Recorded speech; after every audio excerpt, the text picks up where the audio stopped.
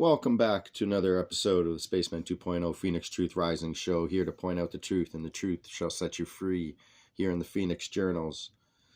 Now we're going to explore the last part of From Here to Armageddon and the truth of Jesus Christ's teachings. And then we're going to have to move on to other more spiritual matters, but as well taking into an understanding that the Zionist serpent race has usurped some of the highest places upon the globe at this point.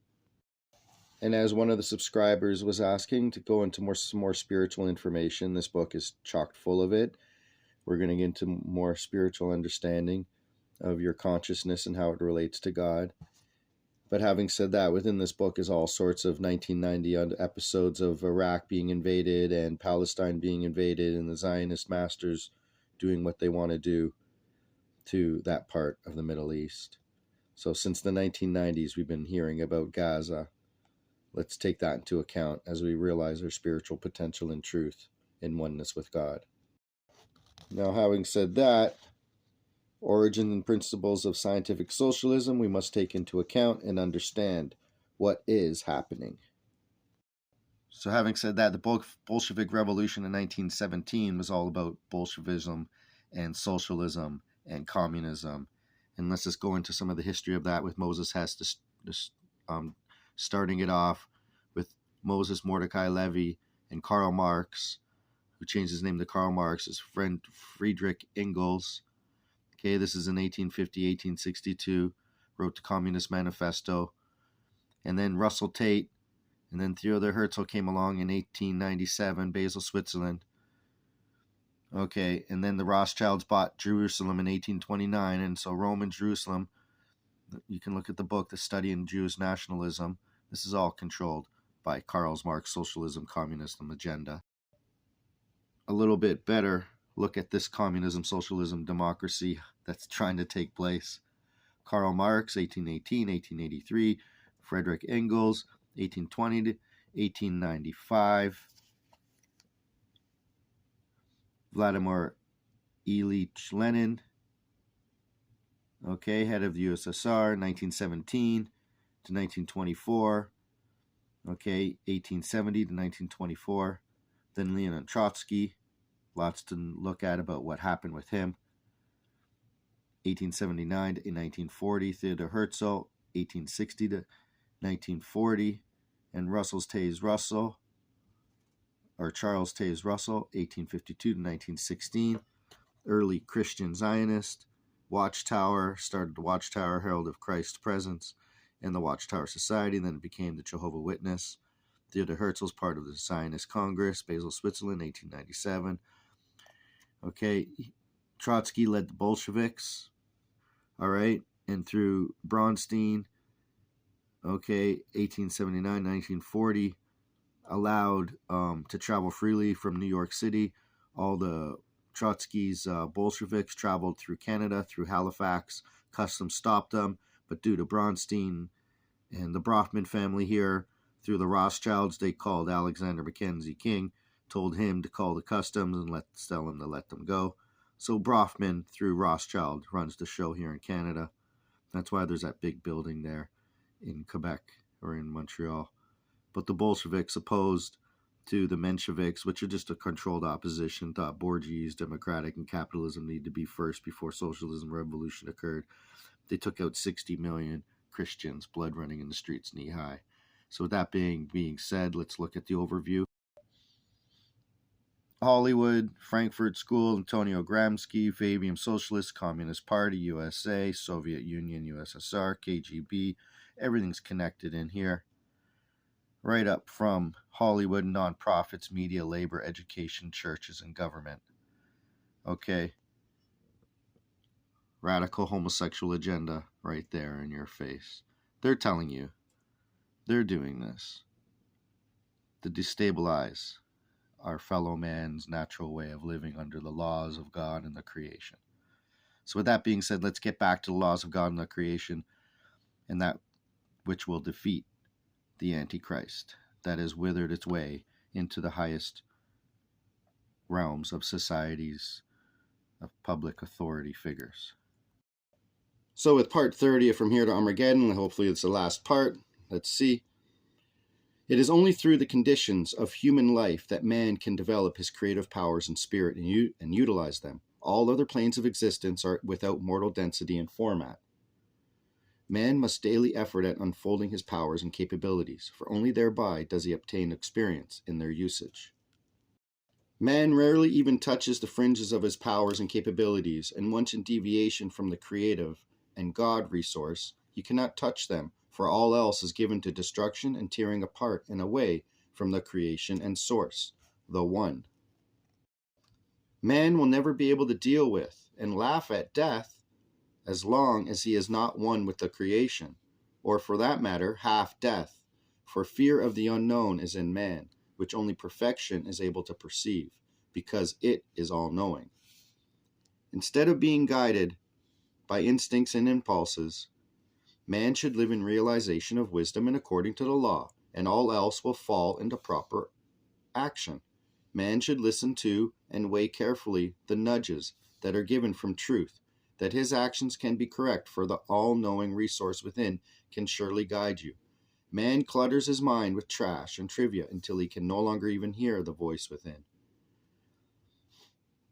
Man shall not lose his way in the forest of limitations, but shall expand his spirit and seek and find knowledge and wisdom, for that is the purpose of his sojourn in this matrix. This so that he can become one with the all. He must come ever closer to his life's goal and recognize the creative principle in all things.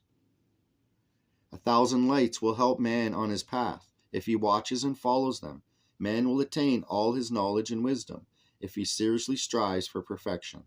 The laws serve all those who are willing to seek truth and wisdom in unlimited measure. Inasmuch as they master themselves in all possible directions and develop their spiritual powers higher and higher and perfect themselves thereby, man must consider not his physical misery, but the reality of spirit and the being of creation. For if man recognizes his oneness with the creation and the ability within, he can most easily cast away the physical misery. His physical misery. There is a steady restlessness within man, because he has a premonition that the creation is his fate and destination. Because he has a premonition that the creation is his fate and destination. Man may be great, wise, and good, but that is not sufficient, for he can constantly become greater and wiser and better. There may be no limits to love and peace and joy, for the present has to be constantly exceeded. Verily, I say unto you, love that is unlimited, constant, and infallible, is without conditions and pure, and in its fire all that is unclear and evil will be cleansed and burned. For such a love is the love of the creation and of God, and its laws, also to which man has been predestined since the beginning of all time. Since this is his final goal, man must take care that this must and shall be so, for this is truly his destiny, and he shall work and grow or repeat his grades until such a time as this is accomplished. There are many levels of growth upon which to experience and learn truth. The human experience grants you the best lessons for challenge of thy creative spirit. However, as yet, man fails to understand the wisdom of this teaching, because it is adulterated everywhere on earth. Even these words of truth are taken and misinterpreted and tampered with, redefined and placed in error for human gain, control, and power over a brother. 'Tis but another lesson to be learned and a level to rise above. However, before the final cycle is played and the time of the revelations are fulfilled, man must be given truth upon which to feed his eternal soul, that he can choose in wisdom. The cycle, as you recognize of it, is ending, beloved ones, and further, in thy words, you haven't seen anything yet. You allow ones in power to tell you what you may believe. How absurd. We witness you peering at a thing and then allow a politician to tell you what you have just witnessed. As one with the creation and God, is that not quite degrading to thy intelligence? Yet it happens all day of your everyday. You had better be waking up and smelling the roses, for you are in for some very shocking experience and witness soon. Man has falsified truth in every various art arts and forms, so that it has become diffused and unintelligible. Man has made a hodgepodge of unintelligible gibberish of a totally simplistic, understandable, and attainable concept. So be it, for in the final tally justice will prevail upon and within the perpetrators thereof. Well, friends, 2,000 or so years ago, I sat with mine brethren and said, in 2,000 years it will be taught anew, unfalsified, when man has become reasonable and knowledgeable, and a new time and generation foretells great changes. So, brethren of this moment, 2,000 years have passed, have they not? The truth is coming forth, and you, dear mankind, are going to wake up and come into your knowledge in such a manner that you cannot turn of it away from thee. Mark these words, for upon them I place mine seal of truth, and this is thine own time of experience. So be it. From and with the stars, man can make a great alternation and a great spiraling back onto truth and amend his path. Therefore, a few special people, chosen ones, will be given anew my unfalsified teachings, for they will be given directly from myself unto them in directness as thy telephone circuits, and then in personal presence. For that time, long predicted, is upon you. I walk and talk constantly with these scribes, that there be no error brought forth. I take time that ones within the circles are given grand opportunity to rectify past lessons unlearned and release of self-bindings, that they may fill their mission. Some will be lost to the wayside, but the many will give unto creation and God their all. That requires courage beyond measure in this current world of evil intent. It requires the surrender of all material assets unto mine purpose, although it does not mean they will be either taken or utilized. It means thy soul must willingly and joyously be able to release attachments thereto.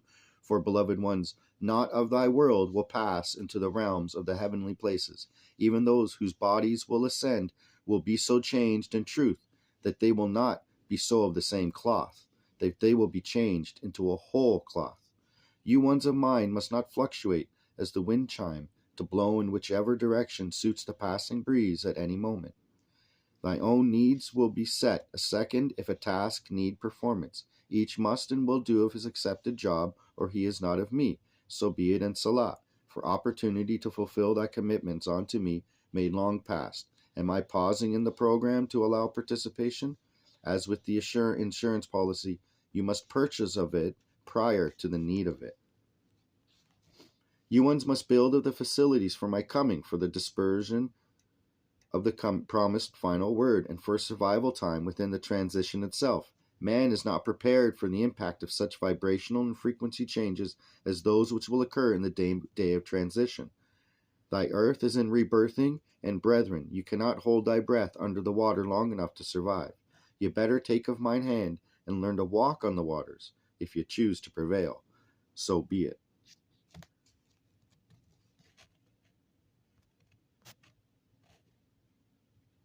And we'll be back with another episode, part 31, Spaceman 2.0, and I'm out.